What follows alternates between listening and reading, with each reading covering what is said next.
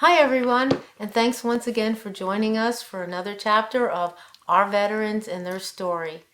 My name is Christine Shirley, and it's a great honor and a privilege to have with us today someone who has been in World War II, and he is part of the greatest generation that ever lived, Mr. Carlo Carunchio. Carlo, thank you so much for being with us today. I really appreciate it. Well, thank you for having me. I wanted to start off, first of all, if you could tell us a little bit about your family history in the military.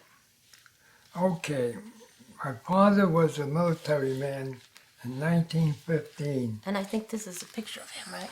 You can see. What happened was he came to America when he was younger, 13 years old, and when he went back to Italy to rearrange his life, they put him right in the army because Italy was at war with Turkey. And he served about 2 years in the army, and what happened was 28,000 Italians surrendered, and he spent the rest of the time in the prison camp. Oh my gosh. And when I asked my father, where'd you sleep? Like in the building? He said, no, we slept on the snow. On the snow. There was no home Oh my for them. gosh. So, what is your father's name? What was his Michael. name? Michael? My father's name was Michael, and it seems like all the sons were named after someone a generation before us. Now, are these some of the medals? Tell me about the medals Right. that he had. In 1965, my father received a letter from the Italian embassy in New York to go to New York and receive his medals, and a check for $50 because it was the 50th anniversary of the Italian war. And that was before World War One? Oh yeah, before World War One. Anyway, he survived the prison camp, and then later he came to America and had 4 more boys. And what happened was how I joined the Navy. A friend of mine was in the Navy when he was 15, and they discovered his age and they discharged him. And he never stopped telling me how good the Navy was, that I had to join the Navy. But anyway, I woke up one Saturday morning, and I woke up in the bed where 4 brothers slept. I was the only one left in bed. My older brother worked for the Bayonne Naval Base, and I was so lonely for my brothers that I told my friends that morning, I'm going to join the Navy. And they said, you're crazy, wait to get drafted. I said, you don't understand, I had to go. I was so lonely for my brothers. And how many brothers were in? Well, 2 were in, Dominic and Michael. Okay. They were in the military already when I had 4 months with the Navy Department when I was 17. And this is your brother? That's my brother Michael. Michael. And my other brother was Dominic, who was in the National Guards and the CMTC, Citizens Military Training Camp, before the National Guards. He was like 16 years old, and they trained up in Lake George, New York State, and for like 2 weeks. But they trained for the military. They already were trying to prepare the military to be stronger in case of war. You know, not realizing that we were going to be attacked by Japan. And did your brother join before the attack on Pearl Harbor? Oh yeah, my brother Dominic was in 1939. Like I said, he went to New York, Lake George for the CMTC. And how many years? Military Training Camp. And how many years did he join? Well, he was in until World War II was ended. Both of them were discharged in 1945 because they served before me. Because I was younger, I had to do 6 months, the duration in 6 months at my age. So that's why I had to serve 6 months in Japan for the occupation. So do you remember the first day that you decided to sign up? Oh, absolutely. So what was that like? I told you, I couldn't wait. I had to walk about 2 miles to the train station in Jersey City, and I had to take a train to 90 Church Street, where they had a Navy enlistment. They didn't have one in Jersey City at the time. So I went to 90 Church Street and joined the Navy. And I was the happiest guy in the world that So they accepted they me. accepted you. And you were how old then? I was 17. I 17. had worked 4 months for the Navy Department, Bayonne Naval Base, when I went to join, because I missed my brother so much. Did you, so when you went in, tell us a little bit about the training camp. Now, this is the U.S. Navy training camp that you went to. Well, like all training camps, I gained 30 pounds in boot camp, and people tell me to this day, nobody gains 30 pounds training at a boot camp or any kind of a military camp, because you're running all the time, you push-ups, and you're doing all kinds of exercise. I said, well, I told the man in front of me and the man behind me, whatever you don't want to eat, take it, I'll eat it. Wow. So I ate for 3 people. Oh my I gained gosh. 30 pounds of muscle. So show us which one is you. That's me, I'm right here. Okay, right See in the there? circle? Yes, yes. That's me.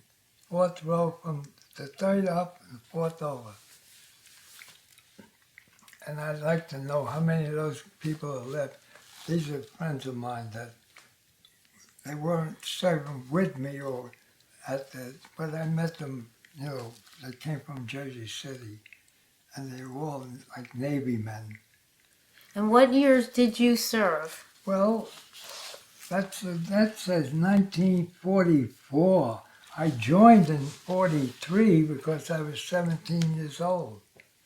But by the time what happened was there was so many people joining the military after Pearl Harbor. Over 10 million men and women joined the military. Oh my God. They didn't have enough transportation, and they didn't have no camps. Do you know that I worked at the same camp that I served? I worked at Sampson Naval Base. Wow, wow. I worked there as a water boy when they were building it. It was like 75 miles from Jersey City. We used to drive to go to work there. And I used to ride on the back of a sedan. Because there was like 6 people in the car, I was the youngest. They used to put me on the back window. They did. Yeah, unbelievable. And I had to pay $4 a week for traveling. Oh no. Oh, no. So how long were you in the training camp? Well, we only worked a short time. Then it was built. Then what happened? Then I went to work for the Navy base. And this is before you went in. Yeah, So how long was that? I was only there about 4 months. I always think I was 17. I worked at the place when I was 16 as a water boy. I was young. And my 17th birthday, I went to work for the Navy at Bayonne, and I worked, I think, July, August, September, and October, 4 months. Then that's when I joined the Navy.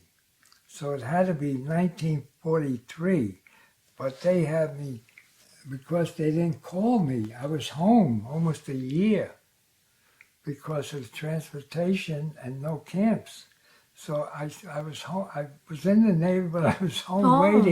waiting to be called. So you were waiting for a ship to go on? No, I was waiting to go to boot camp Oh, to boot camp. because this camp wasn't built yet. Because I worked there. So after you were in boot camp then, and you were And You I went to- I gained the 30 pounds. mm-hmm. And then I got a ship. Finally they called me. God, it would have to be on my records that we had to get transported to North Carolina to pick up a new ship that was built in the shipyards in North Carolina. And how did they transport you? Oh, bus, train, whatever was available. You know, we didn't have to drive there. And then it was the name of a county, Newport, USS New Hanover was the name of a county. And like the mayor's wife or whoever christened the ship. She christened the ship. And then we went aboard. Then we ship? had to go pick up all the supplies, food, guns, ammunition. We had to go to Annapolis to get our ammunition and guns. You know, it was stripped, so you had to get everything and food. By the time we got all that stuff, then we headed for the what do you call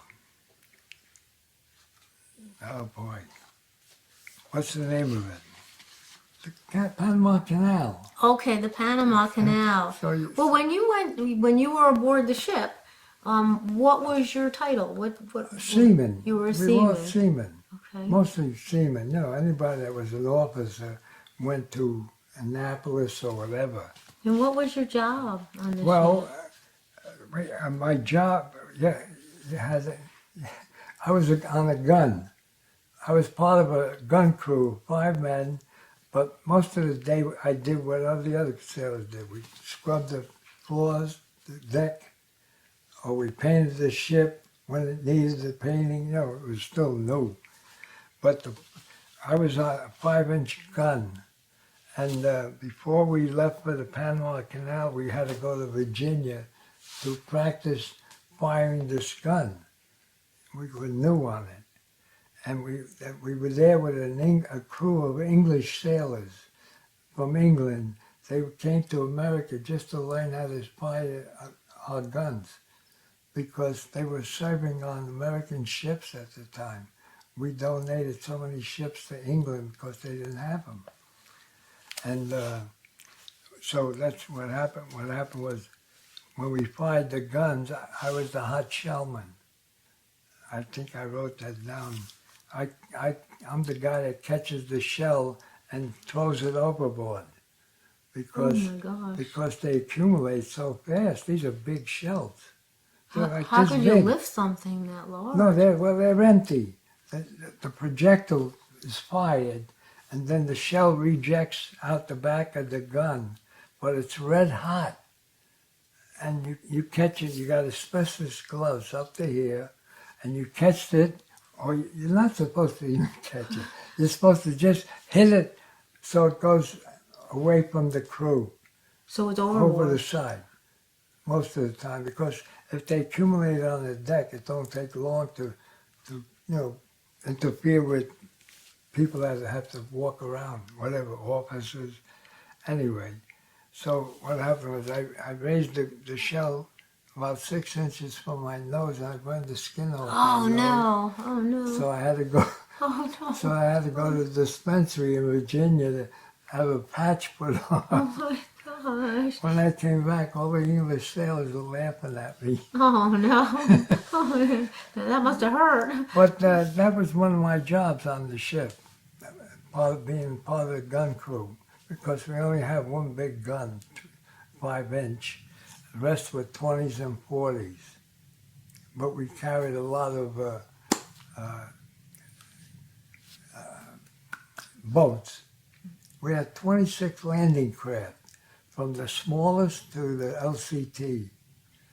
LCT meant landing craft tank. Okay. The LCMs meant landing craft mechanized. That was where the Marines or the soldiers got in the boat to go ashore, Ashore. smaller boats. The big ones were for a jeep or a tank to go ashore. But I don't know, what else Do you remember any other situations that happened? I remember while you were there? every situation. Did you have, what other duties did you have besides that? on Oh the my ship? God. Well, on the ship, besides the gunnery, you did a day's work every day like the rest of them. You either scrubbed the deck, you did the odd jobs. Did you like Guard it? duty. Did you I enjoy hated it? guard duty because they wake you up at 11 o'clock at night and it said guess who's going on duty? Oh no, it was 11 you. o'clock at night till 3 in the morning. Oh no. And I couldn't stay awake. And this is you. Yeah, Here. I had to be This is great. I had whatever they call that sleeping sickness. I couldn't stay awake at that hour. It's ridiculous. It's hard. Yeah, And absolutely. sure, you're working all day, and you go to bed at 10 o'clock, lights out. 11 o'clock, somebody wakes you up and says, "You're on duty." Oh no. How Oh, often did you have to go on duty? Well, it was only once a week. It was ridiculous. And you did that for how many hours? Oh, 4 hours. So it was a I couldn't 4-hour do it. shift. Well, That's a lot. it got to the point where I couldn't do it. I'd fall asleep standing up, and the petty officer would go around checking, and he said, "Carl, you crazy? You can't sleep on duty. They'll shoot you in the morning. they'll shoot you for sleeping on duty." Well, I got in trouble one time. I don't even want to mention that I didn't see a convoy going on, and it was daylight. It was Oh daytime. no. But I was talking to a friend of mine that I used to do push-ups and punch the bag with every day. Me and him, we used to exercise every day in between. And I didn't see a convoy going by. And the captain would go for a walk after dinner every night, and he asked me, "See anything?" And I said, "No, sir." He put me on report. A convoy went by. But Boy. good thing it was American. Yeah, that's Well, for sure. well, Yeah. well, I'm sure Oh, they my. knew. You know, they keep in touch with convoys. And I got in trouble. I got 300 hours of extra duty and 30 restrictions in foreign ports. Oh. I mean, we never got To the foreign port? we never got to a foreign port. We were in the Pacific. We used to hit Guam or one of the islands. So where did you go from there? You mentioned that you went through the Panama Canal? No, that was I'm already in the Pacific. We went to after we got all the supplies for the ship. I went through the Panama Canal. It took 12 hours to get through the Panama Canal because there were so many ships lined up. You had to anchor on one side of the canal and wait your turn because it took 12 hours for the water to go up, the Right. water to go down. That must have been such an amazing sight to see. It was. That was the greatest invention since the Boulder Dam, you know, the Panama Canal. That's why they protected. Even today, they protect it. You know, Now, did they let you off the ship at that time, or you had to stay yeah, on the ship? we got Liberty in once. I forget. There's two places, two towns, one on one side, one on the other. I forget. We used to go ashore for Liberty for like a couple of hours, and then like rum Coke was like 10 cents. Oh, And that if- was a popular drink. Yeah, or rum Coke. Yeah. And if you went during the happy hour, you got 2 for 1. Oh, 10 cents was a lot of money in yeah, the day. yeah. We got paid once a month. I was making 9 cents an hour. And I always tell people, hey, we were lucky. We got paid when we were sleeping. Yeah, that's true. 9 cents an hour. Wow. So now you go through the Panama Canal. Go to the canal. We were a supply ship. We either get supplies from a ship that supplied us, then we would supply other ships or mostly land, like PXs. We'd get cigarettes and candy and food, and we'd have to supply the islands where the troops were. Okay. And I always remember Guam, going to Guam and getting Liberty there. And I had 2 cans of hot beer in my locker for about 2 years. And I drank, because you're not supposed to have liquor aboard ship. Ah. No. There was never liquor for the officers used to get Coca-Cola, and we got water. Yeah, but didn't you have inspections where they would find those cans? No, in boot camp they did, but not on the ship. They didn't inspect And it. the ship, they used to look for dust on your locker with the white gloves, because you had to clean your locker. But they never had you open No, up the drawers No, to once see? you were in the battle zone, they were very lenient. I mean, you had enough problems worrying about some Japanese submarines or whatever. So when you left the Panama Canal, did you go to Pearl Harbor? Then we went to Pearl Harbor, 28 days, 9 knots. The ship went so slow, it took 28 days from Jersey, not Jersey, well, from Annapolis, whatever, from the shipyard to Pearl Harbor, 28 days. Wow. But that's the way it was, All these ships weren't in battles because we're traveling to get there. It's a big ocean, Pacific Ocean. So, I mean, here you are in Pearl Harbor now. Now, this is what, like in the 1940s? Well, that's where I took a picture with a Hawaiian hula girl. But you take 10 pictures for $1, and my daughter made me put it behind my other picture there. Okay. My picture's in that frame there, Uh-huh. but I put it behind my other picture because my daughter didn't like it. So I guess you don't want to show it. She didn't want me to, she just, I don't blame her. So what was Pearl Harbor like when you got there? Oh, it was peaceful. By the time I got there, it was all built up and all the damage was cleaned up and everything, but a lot of people, over 3,000 civilians and military got killed. The Oklahoma had like 800 something dead. Terrible. Did you visit the site when you were out there? No, because my ship, that's a big place.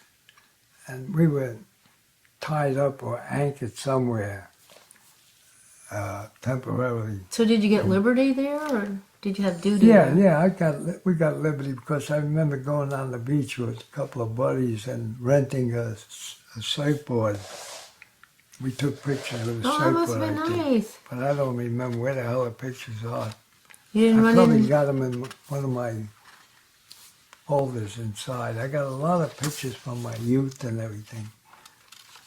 And I say, someday I'm going to look at them just to reminisce. I have a picture here.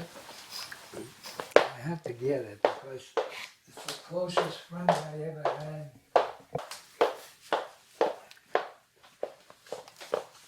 Okay, let's see. And this is, now who are these people here? This is me. I was the only guy that could afford a cigar. Oh, you are? Oh, yeah, it's a I had a cigar. That's me, and this is the only one that's alive. He's about a month or 2 or 3 months older than me. But I've been in touch with him. He's the only 2 that are alive. He was with the mob, this one.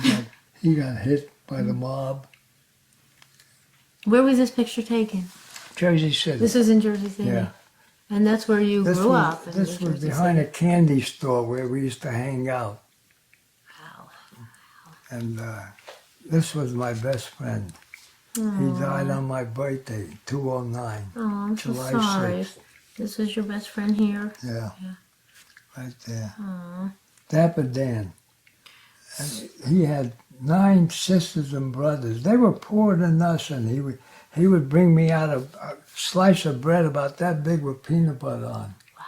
Because my mother would never buy peanut butter because it looked too much like Puffs. Oh, okay. She never bought peanut butter, my mother. But we always had grape jelly.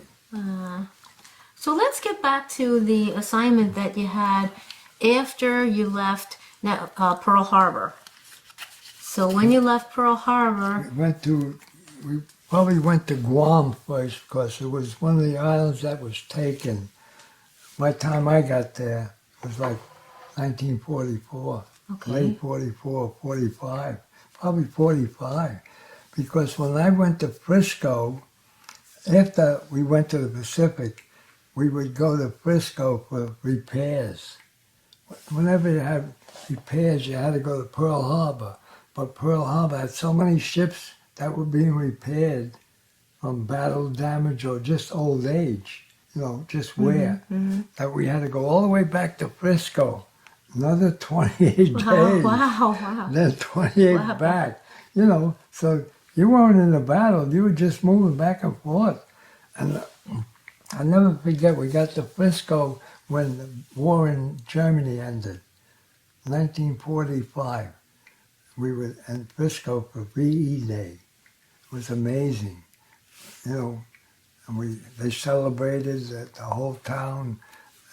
They did so much damage, looting and drinking, and 11 people were killed. Oh my, oh my. Who fell out the window drunk. We were drinking, and there was two women that promised to take a bath in a fountain on the main street. It was Market Street in Frisco. It was a main street. And it went uphill. Everything was hill in Frisco. San Francisco, yeah. And these two women promised to take a bath in the fountain when the war ended. But in the water, I don't know if they had tights on, but I remember having a picture of them. Okay, well let's go back to when we were talking a little bit about you wound up going. You were in the Pacific, and after you left, Then we went back to the Pacific. Right. After Frisco. We always took something back, though, because when you came back, you either took civilians. I don't know how we ended up with American civilians sometimes, but you never went back empty-handed. Then the last time we went to Frisco, we took 300 American-Japanese troops, American-Japanese that fought in Italy. 300 Nisis, they call them. They were born in Hawaii, Japanese descent. And they sent them to Italy because they were afraid to keep them in the Pacific and they might be too friendly to the enemy. Okay. So they made them fight in Italy.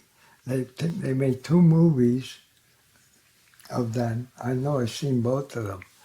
And we took 300 of them back to Hawaii. They were all wounded. They were the funniest guys in the world. Oh, and we had such a great time with them. I always remember that. now I know that The name of the picture is Go for Broke with, the movie star. Oh boy, oh boy, oh boy. Anyway, I'll remember. There was 2 movies. One with the older actor, and then later on they had one, the new one. so they remade it. But the old picture was Go for Broke. It was all about the Japanese-American troops fighting in Italy. They had an American officer in charge. Okay. He was a popular actor. Now you had told me that you had to, in preparation of the Battle of Okinawa, that you Oh, arrived yeah. That was in October. We- April. we had a rendezvous for the Battle of Okinawa. About 1,700 ships. I mean, they said there were so many ships you could walk from one ship to the other. But you didn't know you were going into this battle, did you?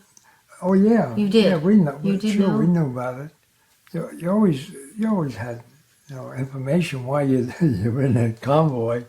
It was no secret because everybody knew it. Japanese knew we were coming because they built 5 stories under the ground. They were so deep that they bombed with bombers. They didn't kill them. They were so far under the ground. That's what happened. But we went in with the convoy. See, there were so many ships you had to anchor out. You couldn't go right to the shore and unload your cargo right. because you had to wait your turn with all the ships. And it was like we were there April 1st, and we didn't unload until April the 13th. Like we got a call, you get the loudspeaker for the ship to come in. Anyway, the officers knew that. So we had to bring, but the Marines go in before we unload. In other words, while we were anchored, the Marines went in on the small boats that we had. All the ships, put them in a small boat, and they killed over 3,000 Marines in Okinawa because the Japs were coming up behind them. They come out of a hole behind them. I saw the movie Yeah. on that.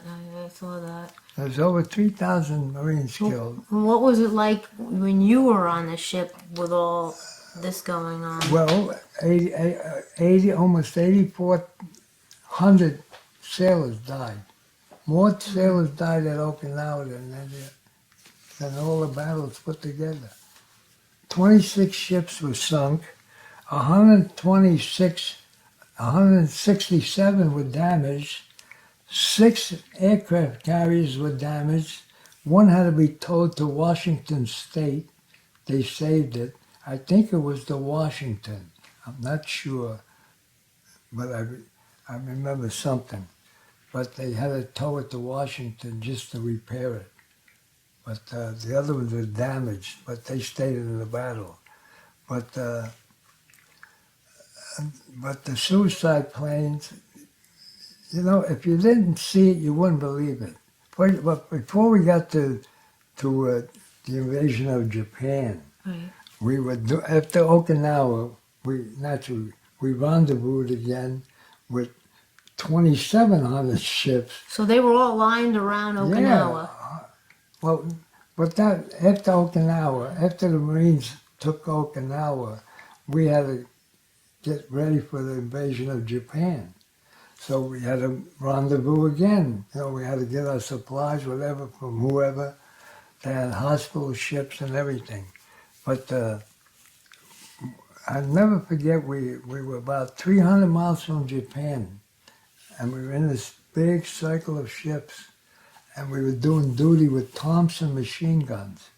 I was on duty with a Thompson machine gun because they said the Japanese were swimming out to the ships, scuba divers, Oh, was swimming out to the ships and killing sailors because we were only 300 miles from the, you know, and they could stay underwater forever with the equipment. And but I always remember I said, where the hell they get Thompson machine guns? I didn't even know they had them on board. wow. You know. Wow. But if you wasn't at Okinawa, you're not going to believe that 300 Japanese suicide planes could come in at one time, So they were dive bombing the like ships. mosquitoes. And what was your experience with that? And they flew so low to the water. I was on a 5-inch gun. They flew so low to the water between the ships, aiming for the big flat tops or whatever, that we weren't allowed to fire. We never fired a shot at Okinawa when we were getting ready for Japan. Never fired a shot because the planes were flying between the ships. Low to the water, you could see the pilot smiling. He's killing himself. He's got a 500-pound bomb. And they sunk 27 ships, 26 ships. And didn't you tell me the ships were so close to each other that you could how almost... how can they miss? But they just flew low enough to hit the ship that they're aiming for. They always went for a bigger ship, an ammunition ship or a flat top carrier. And these were kamikaze pilots. Yeah, they were all suicide. Suicide pilots. And I got pictures of them drinking sake, sacrificial, and they got the scarf. That's the death scarf. They wear the scarf when they're going to commit suicide. But Did you see the planes go down? yeah, sure. A black, Navy man was. He won not the Medal of Honor, but he was a cook, and he shot down. He was credited with 2 or 3 Japanese planes. Wow. Now this was at Pearl Harbor. This is way back, Pearl Harbor. But he manned the gun. The gun crew was all killed, and he was a cook. And he managed to shoot down a couple of planes. I mean, that must have been a horrific feeling being there, you know, and having that. It must be made And you frightened to we death. had steel helmets, you know, because when they were shooting the 20s and 40s, we weren't allowed to shoot. They were shooting up to at the planes, and the shrapnel was falling all over the ships. So they gave us steel helmets to wear because the shrapnel was red hot. Yeah, When yeah. it comes down, burn a hole in your head. Head. Oh my gosh. Yeah. But we survived, you know. But we never fired a shot. All that practice for nothing. How long did that whole convoy stay there? They claimed they shot down over 3,000 Japanese suicide planes. Wow. It took like amazing. a couple of days, a week, month, whatever. But they were like mosquitoes. You had to see it to believe it. So there must have been no rest. It must have just been a Oh, continuous yeah. battle. Because they all pledged to commit suicide with 500-pound bombs. I mean, imagine when they sunk a ship. Wonder why 8,400 sailors were killed. Yeah, it's a shame. That's a shame. And to survive that, you know, and just looking back on it, I'm still here. It's amazing. Yeah, I find thank it God. amazing being this old and still here, Thank God, really. you know. But that's the story. So then after that, that's when you were transferred to Then Japan, then right? I was transferred to Japan, and I'll never forget how, well, before that, we had to travel on a train when we got off our ship. We had to travel on a Japanese train. I don't know how the hell they had railroads.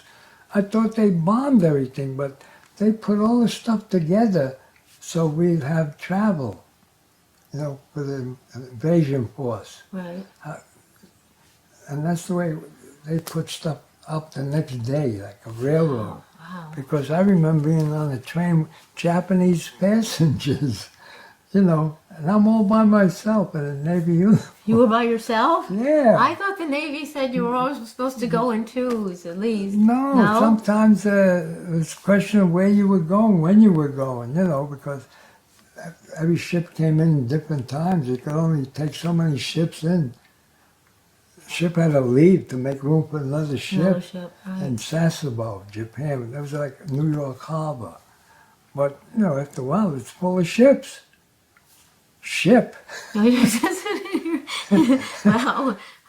But, So you people were getting ready the Navy was prepared to invade Japan. So thousands, yeah, we were 300 miles from Japan when they dropped the bomb. So when it ended, like I said, we went to Sasebo, most ships, they went to different places. And well, you know what happened in Hiroshima and the other, Nagasaki. they sent scientists there, doctors, nurses, everybody to help the people, you know. But I remember traveling on a train. Then I went to pick up my LCT, landing craft, and we were in a typhoon at Sea of Japan. They had a typhoon. Oh no. I'll never forget that. We a crew of 8, and we were all sick. I don't know who was steering the ship, but we had to get to our station where all the other LCTs were going. Anyway, we got there, and there's a lot of other LCTs like us. We had a whole flotilla, and we had a certain job that we had like 5 jobs to do. And what were the jobs? One, we had to take civilians off the ships coming in. When they left the town to go to a safer area, just like England did. Right. Every country did that. They sent the people, the civilians, to a safer place. And these people were coming back. They were all women, no men. The men were all in the army. All women, and we had to take them off the ship on the LCT and bring them to the dock. then they had to spray them for lice and everything, Oh, wow. and take the information, whatever. That was one of our jobs. Another job, we had to confiscate all the weapons in the town and put them on a Japanese rowboat. We had the Japanese helping us. A few men that were available, I guess, that were 4F or whatever. And we would take them out to the ocean and throw them in the ocean. Rifles, mostly rifles. I came over with a pistol, a rifle, a bayonet. So I was gonna say they didn't let you keep them. You had to. I kept them. Well, because we were in charge. Right. You know, my officer and the crew. So we took what we wanted. And I sold most of that stuff I when was gonna came. ask if you still had it. There was a collector in South River that used to buy them. So I sold them the bayonet and the rifle and the helmet, whatever. And then I had a carbine I sold to an American for $100. And what is that? Carbine was American. Oh, It was okay. an American carbine. Okay. It was a light rifle. But it's like you could shoot a Japanese with a carbine and it's still running. Oh, jeez. Oh, wow. Now they got the bigger ones, you know, the bigger Yeah. rifles. So how did the But citizens we did feel other- about you being there? The Japanese Oh, they- citizens. I'll tell you, there was by the time I got there, the Marines had already built a hospital, a home for the kids, and they even had a house of prostitution there already. Oh boy. Prettiest Japanese women in the world. But the kids were too clean. I said, they got to be sleeping somewhere. They even built a place for the kids because they always were clean. I said, how could it be clean? There was all rubble there. There was nothing standing. But because the Marines got there before us, they got all the good stuff, the pistols. We all had to buy a pistol from a Marine. Oh, you It was did. $60, Japanese pistol. It was a big stupid thing, big stupid gun. I still have in fact, I got to show you. I still have the holster. This is the holster from the Japanese pistol. Oh, It my. was a big thing with a cover over here. And it was so clumsy, I cut it down. I put my nickname on there. Mandy. Mandy. That's your nickname. That's my nickname since I was a child. How did you get Mandy? It comes from Monducci in Italian. Monducci. And what does that mean? It's like a version of Carlo or something. Oh, okay. I've had it so long that Holster, huh? my mother used to call me Monducci, so it was close enough to Mandy. Mandy. I guess it was a version of it. Now, you also told me that some people invited you in for some sake and Oh, yeah. dessert. There was one Japanese couple. I don't know why he wasn't in the military, but he invited me in the house for a tea, I guess, and something like their version of a dessert was like a little stuff on a stick. I don't know if it was jam, jelly, or honey. And I thought that was pretty nice. Pretty nice. But You you know. also said you learned a song. Well, I learned that. I learned to speak Japanese too. Can you sing that song? That was I great. sing it all the time. Well, let's hear you sing it. Ame ame hude hude kai sanga jaramana makai hude shina pinchy pinchy chop chop run run run. It's a little girl running home from school in the rain. Oh, that was great. That was terrific. And all the Japanese women I've met, the few that I've met in America, know the song from school. Wow. So they knew it. Oh my gosh, that's But terrific. I met a Japanese woman that lives here. She's third generation. She don't even speak Japanese. Wow. She was born in Maryland. Wow. Well, I also have I a. can't find, but I met a woman here years ago when I first moved in. Her father was born in the town I was stationed in, Kagoshima. Oh my gosh. I want to show everybody what an Oh, authentic yeah. World War II 13 buttons. Navy uniform. 13, wasn't it? Yep, no zipper, just buttons. 4, 8, 10, 12, 13, right. Okay, these are the pants. And then the back of the pants. I'll tell you, I couldn't do that today. Why did they put the tie in the back here? 13 colonies, I think. I don't know. Oh, that makes sense. That makes a lot of sense. But there's also on the back. Is this just for style, or there must have been a Was purpose? that the back? Yeah. Yeah, see, I don't remember that. Maybe if somebody put on a little more weight, they could expand it. Yeah, It looks probably, like it's probably expandable. was, yeah. And then here's the jacket. That was their idea of like stretch pants. I bought stretch pants And where they here. give a little. You know, when you get older, I lost 50 pounds. And I can't stand anything tight on my waist. You see, everything I open because it's so tight it bothers me. Now, you know, when your stomach is getting old, parts are getting old, you don't know what's happening in there. That's true. You were absolutely right. And I tell my daughters, exercise, nutrition, and sleep. It's the best thing for you. You're right. You know, it's not a question of how long you live, it's how you live it. Now, I think, is there anything you feared when you were on the ship? Only submarines. We got a submarine alert one night. I was in a convoy with about a dozen ships, and they pulled the alarm. We had to go to our general quarters, you know. General quarters means where the lifeboat's on, not the gun. Oh, okay. Not the gun, because we had bigger ships than we had for guns. You know, we probably would destroy or whatever. And that was the only time I feared. Did anything happen? No, I think it was just a fake.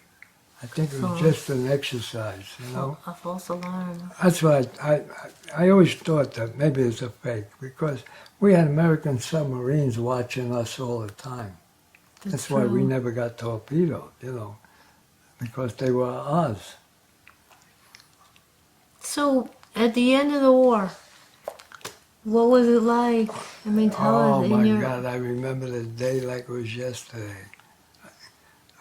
I was happy to be home to see my parents, my brothers. They were all waiting for me. And you know, I was so ashamed to take a taxi. I don't know why. First I missed the train in New York. I called my mother at Grand Central Station, and I missed my train. Oh, no. Oh, no. Oh, no. So I had to wait for the next one. So my brothers were waiting for me at home, my two brothers. And my older brother was driving a bus for his father-in-law. He had a franchise for a bus. My brother and his wife were living in their basement at the time, and he was driving a bus for his father-in-law.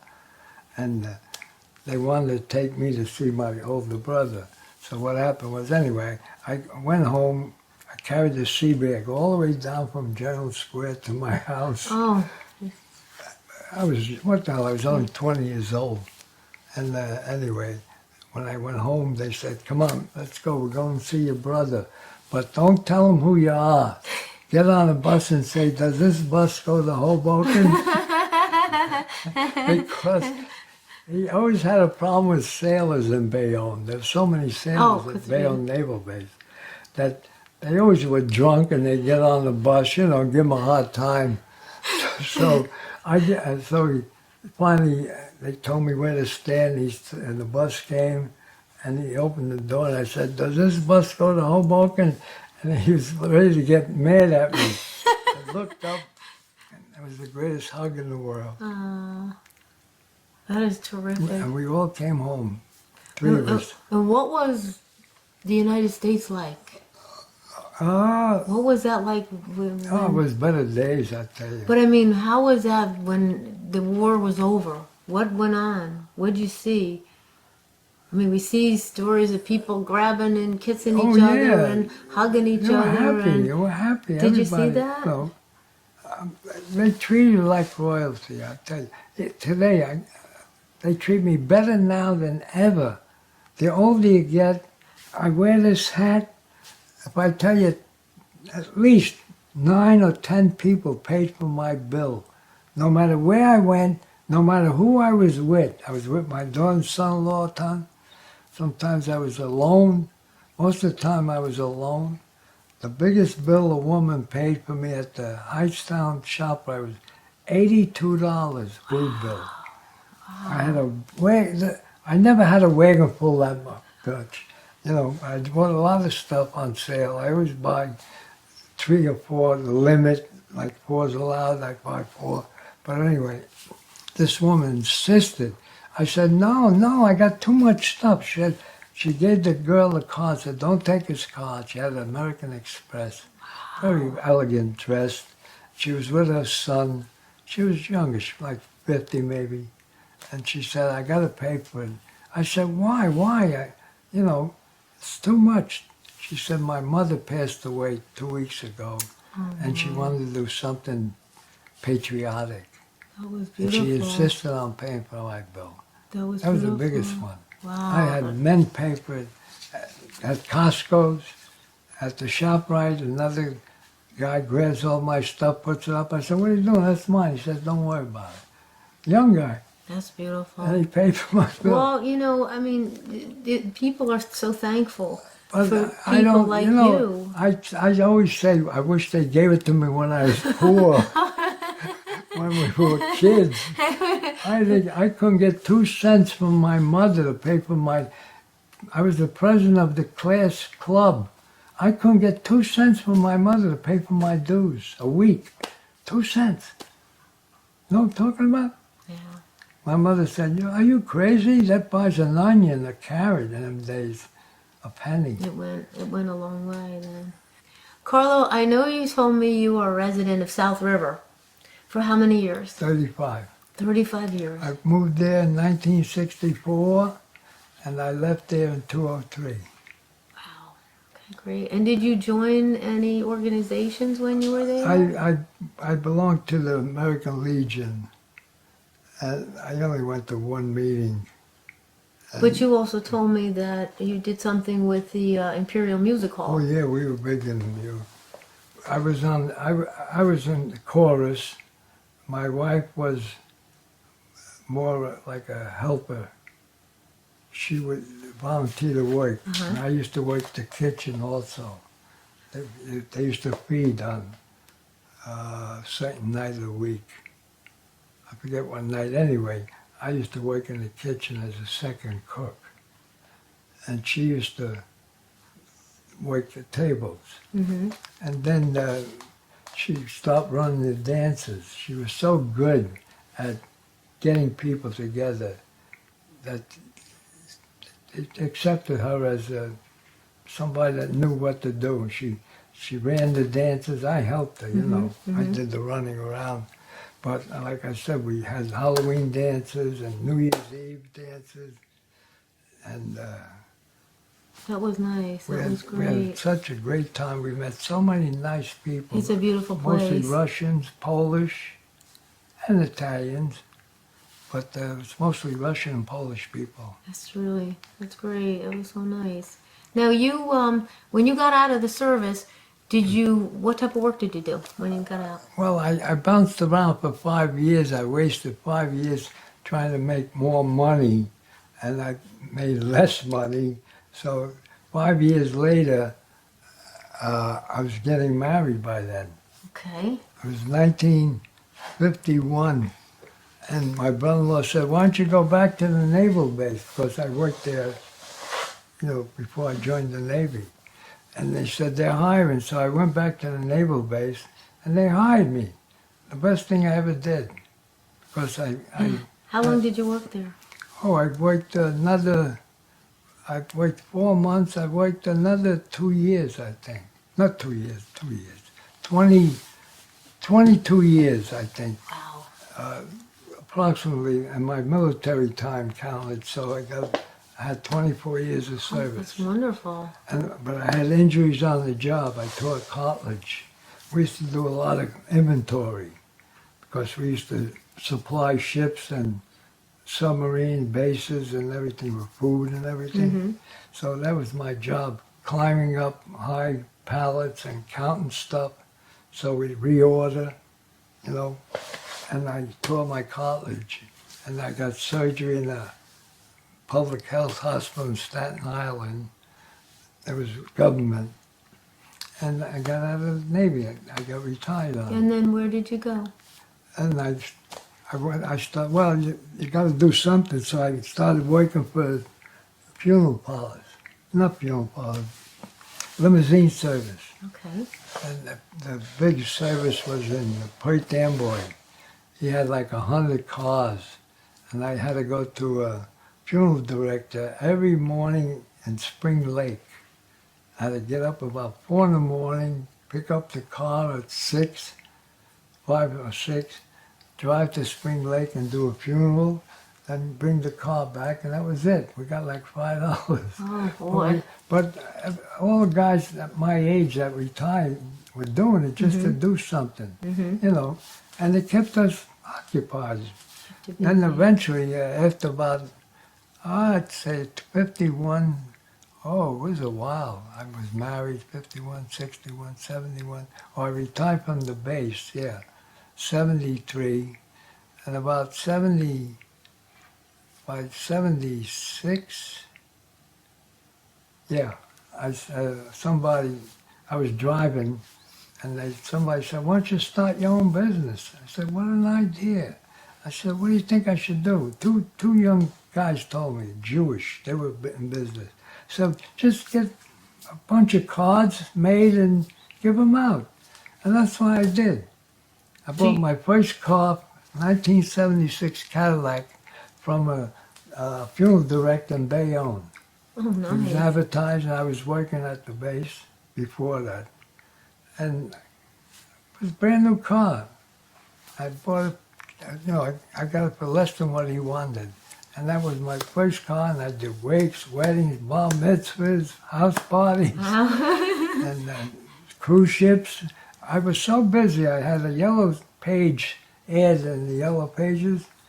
They used to call me first because my name was at the top of the list. That's It was great.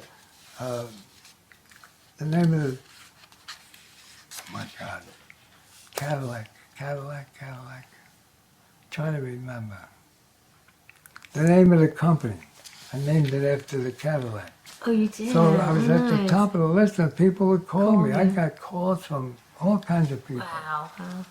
And when did you stop doing that? Well, and then by that time I had bought a home in Florida, and I said I couldn't go to Florida and be in business, so I sold the business to Sayreville Taxi. Oh, nice. Sold the business so I could go more time in Florida. Oh, yeah. I'm glad I did because I love to drive, but I loved Florida. 30 years we spent, Wow. all the winters. All the wind. How nice. How nice to Yeah. get away from Well, the cold. People are still doing it here. So, well, I think the most important thing too is that you have a nice life. I've had a great life, and I'm having a lot of fun. I And meet you people like also perform in your That's the theater. best part. I have so much fun telling jokes. I make up new jokes. I make them up, and I go to bed and I'm thinking of the next joke, and I create a joke. It's easy, I know, you do. You have everything's a gift funny. for that. and I'm happy. I'm happy. It's not easy when you lose your partner. It's the worst time of your life. You're the loneliest man in the world because all my friends are gone. My brothers are gone. Who do you have? But you've met new friends now. you Right. know? And I go to senior center, people know me. Carlo, over here, over there, go over here. They all know me. So what would you say to young people today about, your military experience? I told a woman the other day, I said, you got a grandmother? She says, yes. I said, you help your grandmother and your grandmother will help you. She's helping, her grandmother's helping her now probably. Like my mother. My wife used to give the kids money all the time. I never give them money. I give them my regards. Which is they the don't- best thing. They don't need money. They're in the hock up to here. You think they're going to pay their bill? They're going to spend it and have the same bill. And But I give my daughters money. I gave them $100 each because they drive me around. I said, they don't want it. They don't want to take it. Even my young one, she's working, she could use it. I said, take it. It's for the gas for driving me. which is nice. They took me to 2 cemeteries one day, up and down. They were on the turnpike all day. But you're involved with veterans now, right? Oh, yeah. Well, American Legion. Right. They feed us every Thursday. And I tell veterans, go there. We got about 100 here. They don't go. They don't want to go.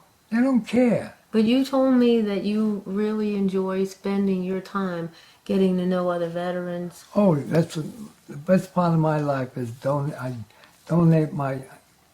I said that I want to donate all my spare time to veterans. I don't care what war they were in. If they need a drive, I tell the guys that are in charge, I said, find me somebody I could drive. You know, it's only local. I ain't going to drive them to a VA hospital. It's only local, the VA, not the VA, like here, we have a big meeting once a month. The Elks, they feed us. But they get very few veterans there. I put flyers in the library. I put flyers in the senior center. Is there anything that we haven't covered that you can think of that anything at all that maybe would No, you wish people to know? I wouldn't change a thing. I tell people if I died right now, I'm in good company. I'd rather do it here than die in a bed So will we. An excellent company. looking at the ceiling. Well, thank you, Carlo. I really appreciate I am- everything that you've You talked are to us one of about. my closest friends because I know you so long and so good. And You were too. I swear I've seen him before. I've seen him before. Well, we love you He too. lives in South River. I spent so much time there. I know. I used to walk around the whole town at night. I used to go my wife used to help walk with me. But when she couldn't walk no more, I used to go by myself all the way uptown. Even Florida. Florida after dinner. I used to walk with my wife. I drive to the beach there, and then I park the car and we walk. I buy her an ice cream cone or something. You know, I had a great life, and I'm still here. That's right. So the question is, I guess, that to end this interview, do you have a joke for us? A joke? Well, of course. Okay. You know, when I was born, the doctor said to my mother, you got a funny child. And my mother was a little upset over that and said, just because she looks funny doesn't mean you have to mention it. And she says, by the way, I'd like a second opinion. And he says, he's also ugly.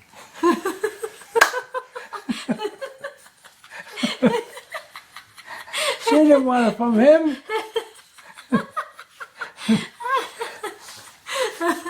Oh my But I gosh. just made a joke up about the 1936 Olympics.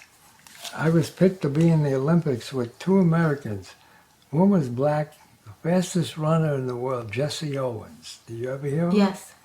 And did you know Glenn Cunningham? No, I never heard. He was a pole vaulter. He was a point when he was young, and he still had the scars on his face or something. But I never forgot his name. And I said, and Carlo Carunchio. And so when we flew to Berlin. It was the German Olympics, 1936. We flew to Berlin, and they questioned our background about, where you came from, this and that. And they said to Jesse Owens, what do you excel in? He says, I'm the fastest runner in America. And he says to Glenn Cunningham, and Mr. Cunningham, what do you excel in? He says, I'm a pole vaulter, a champion pole vaulter. And then he come to me, I was the youngest of the three men. He says, and Mr. Carunchio, what do you excel in? I said, broad jumping. And he said, get out of here, get out of here. None of that sexuality innuendos here. Broad jumping. I said, what do you want? I was only 10 years old at the time. You know, I didn't know they didn't have broad jumping in Germany. And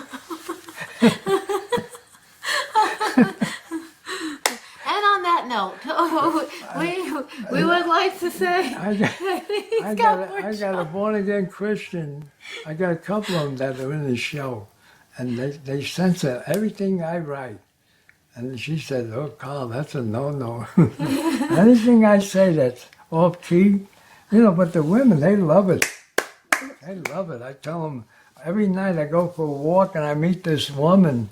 She's sobbing. I say, honey, why are you sobbing? She said, I lost my husband. I says, well, I'm a kind and generous man. Why don't we go find him? He said, he's dead, stupid. I said, well, I'm sorry to hear about your loss, but do you have religion? She says, absolutely. Do you believe in the hereafter? Of course. Then you should be the first to know what I'm hereafter. That's the last note. Okay. Oh, boy. Carlo, thank you so much for joining us. Story, and the women say, they see me on the stage, say, I remember that joke you said. Oh, boy. More. Thank you so much, Carlo. I'm having a great time, really. We really appreciate you coming Because I here. found out one thing. Laugh and the whole world laughs, let you cry and you cry alone. Right. Absolutely. And I'm a great complainer. I was a baby. I'm trying to convince my daughters that why I complain. I always complain, like, you know. I always did because I'm the baby. I was spoiled.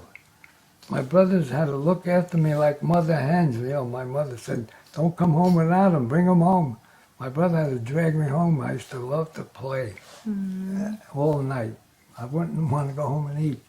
But I had the greatest family in the world. My father was the nicest man. Well, he was dressed every day like that, every day with a fedora, every day. He worked with all women, never had a problem. You know, all the sexual harassment and everything. He never had that. What did he do? He was a tailor. Taylor. He worked in a shop for a Jewish owner for 50 years, I think. All women. Yeah.